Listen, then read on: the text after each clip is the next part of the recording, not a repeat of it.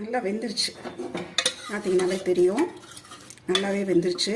இப்போ இதுக்கு வந்து தாளித்து கொட்டிடலாம். உப்பு போட்டு தாளித்து கொட்டிடலாம். ஏற்ற மாதிரி உப்பு போட்டேன். இப்போ இதில் வந்து தாளிக்கிறதுக்கு வந்து தாளிதம் செய்கிறதுக்கு அடுப்பில் ஒரு பேன் வச்சு எண்ணெய் ஊற்றிருக்கிறேன். எண்ணெய் எந்த எண்ணெய்னாலும் ஊற்றலாம். உங்களுக்கு தேங்காய் எண்ணெய் பிடிக்கும்னா தேங்காய் எண்ணெய் கூட இது பண்ணலாம். நான் ஏற்கனவே சொன்ன மாதிரி எல்லாருக்குமே வீட்டில் இருக்கிற பள்ளி செல்லும் குழந்தைகள், பெரியவங்க, பெண்களுக்கு எல்லாருக்குமே இந்த ப்ரோட்டீன் வந்து ரொம்ப ரொம்ப அவசியம். டேஸ்ட்டும் நல்லாயிருக்கும். என்ன காஞ்சிருச்சு. கடுகு உளுந்தம்பருப்பு, 2 மிளகாய் வத்தல் கிள்ளி வச்சுருக்கிறேன்.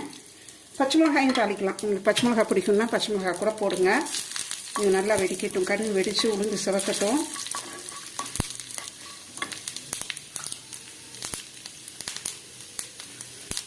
துளியூண்டு இஞ்சி போடுறேன்.